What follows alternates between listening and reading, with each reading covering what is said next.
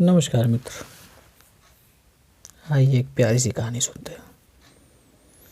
एक सम्राट अपने 3 बेटों में संपत्ति बांटना चाहता था। किसको राज्य दें, किसको कितनी संपत्ति दें, कैसे बांटें, बड़ी उलझन में था। उसने एक फकीर से पूछा। उस बुजुर्ग ने कहा, यह छोटा सा उपाय करो, तीनों बेटों को कुछ रुपए दे दो। तीनों के अलग अलग महल हैं और उन तीनों से कह दो कि इस पूर्णिमा की रात्रि में मैं आकर तुम्हारे महलों का निरीक्षण करूंगा। इन थोड़े से रुपयों में अपनी बुद्धिमानी दिखाओ, महल को भर दो किसी चीज़ से। रुपए तो बहुत थोड़े थे और महल बहुत बड़े। पहले ने सोचा कि महल को इतने से रुपयों में कैसे भरा जा सकता है, सस्ती से सस्ती चीज़ क्या होगी। फिर उसे एक ही बात सूझी कि गांव भर का जो कचरा फेंका जाता है वही ढोया जा सकता है। महल तक उतने रुपयों में सिर्फ ढुलाई लगेगी। उसने सारे गांव का कचरा 8-10 दिन तक रोज़ ढोया, सारे महल को भर दिया।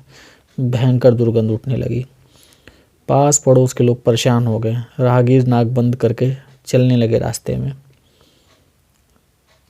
दूसरे ने सोचा, कचरे से घर भरना तो ठीक नहीं, बाप क्या कहेगा, लेकिन इतने थोड़े से रुपए में घर को भरा कैसे जाए। वह सोच विचार में ही पड़ा रहा। दिन आए और बीते, उसकी चिंता बढ़ती चली गई। पूर्णिमा आई तब तक वो विक्षुब्ध हो चुका था। इतना सोचा, सोया नहीं, खाया नहीं, पिया नहीं, पिए कैसे, खाए कैसे। परीक्षा का दिन करीब आ रहा था। इतने से रुपयों में महल भी भरना था जो भरा नहीं जा सकता। तीसरे बेटे ने सिर्फ घी के दिए जलाए, रोशनी से सारा घर भर गया।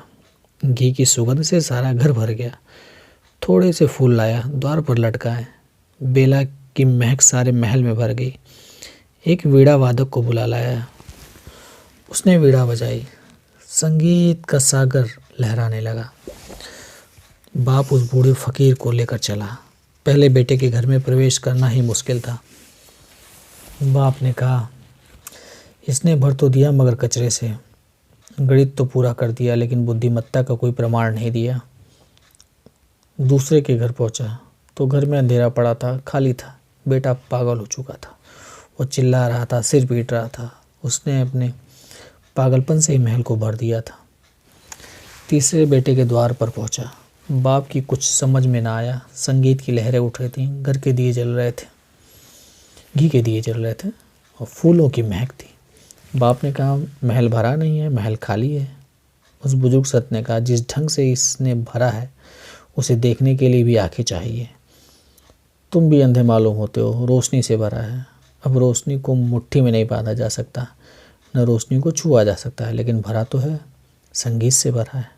फिर तुमने तो एक चीज़ से भरने को कहा था, इसने 3 चीज़ों से भर दिया, रोशनी से, संगीत से और सुगंध से, उतने ही रुपयों में। धन्यवाद मित्र।